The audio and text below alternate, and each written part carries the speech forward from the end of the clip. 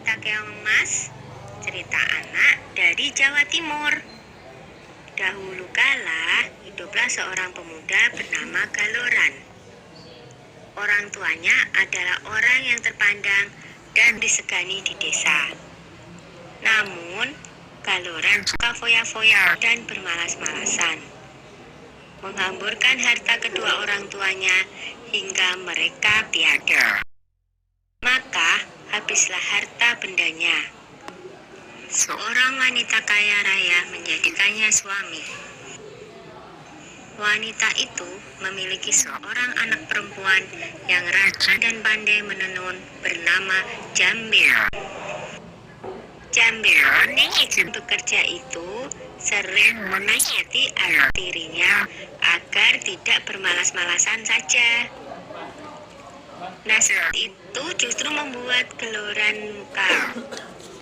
Beraninya dia menasihati orang tua. Patutkah itu? Galoran marah. Ibu Jambean berusaha membela Jambean. Tetapi apa daya? Sekarang engkau harus memilih. Aku atau anakmu, ancam Galoran. Hati Jambean sangat sedih mendengar perkataan Galoran. Dia menangis siang malam karena bingung. Suatu hari dia memanggil anaknya. Jambean anakku, kemarilah nak, serunya lirih. Jambean langsung menghampiri ibunya yang tengah bersedih. Mengapa engkau bersedih saja? Tanyanya dengan iba. Maka diceritakanlah rencana Galoran yang berniat mengusir Jambean dari rumah. Dengan sedih, Jambean pun berkata, "Sudahlah, Mak, jangan bersedih, biar aku yang mengalah. Yang benar nanti akhirnya akan bahagia, Mak," kata Jambean meyakinkan ibunya. "Aku akan pergi melewati jalan ke Bandungan." Dengan sesak tangis sang ibu mengangguk. Di malam yang gelap dan hujan lebat itu, Jambean pergi meninggalkan rumah. Tak berapa lama kemudian, ibu Jambean yang tak kuasa menahan kesedihannya berusaha mencari, tapi tak bisa menemukannya. Ibu Jambean tak bisa menemukan anaknya karena secara ajaib Jambean telah berubah menjadi seekor siput, atau dalam bahasa Jawa, keong. Di desa Dadapan hiduplah dua bersaudara, bernama Nyai Sambega dan Nyai Sembagil. Mereka hidup miskin dan bekerja mengumpulkan kayu bakar dan daun talas. Suatu hari, keduanya pergi ke bendungan untuk mencari daun talas. Tiba-tiba mereka terpana melihat keong berwarna keemasan di atas batu. "Alangkah indahnya keong ini," seru Nyai Sambega.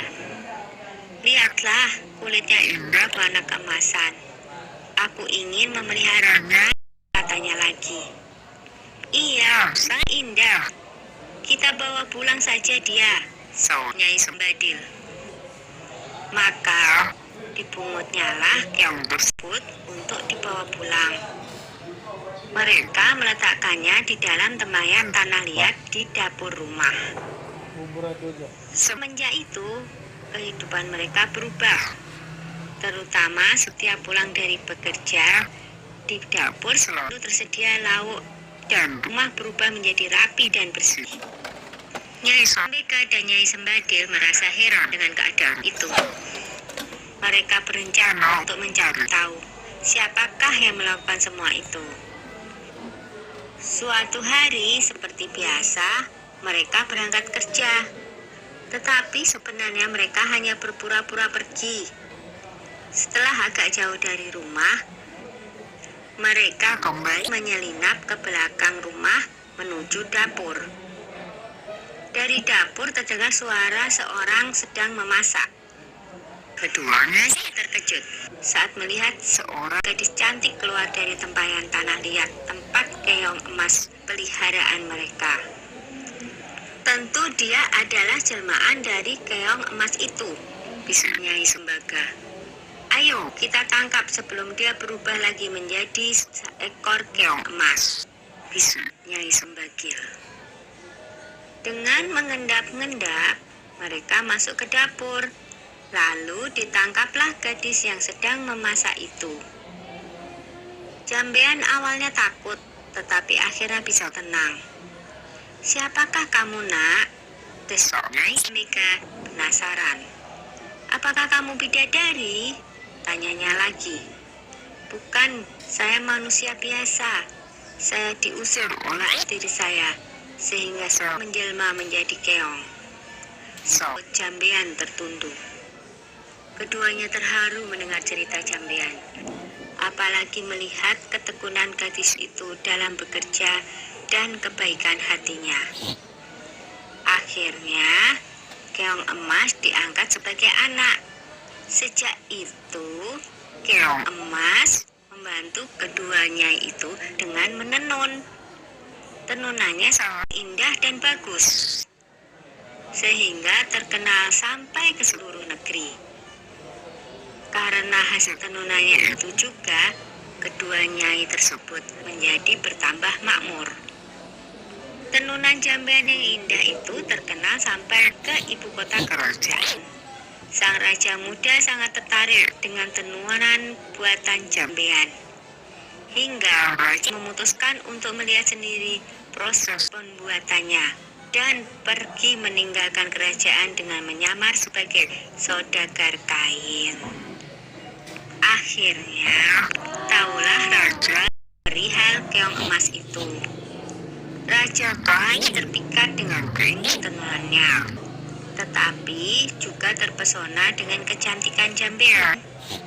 Raja memerintahkan kedua nyai untuk membawa Jambean ke istana dan hendak meminangnya menjadi permaisuri.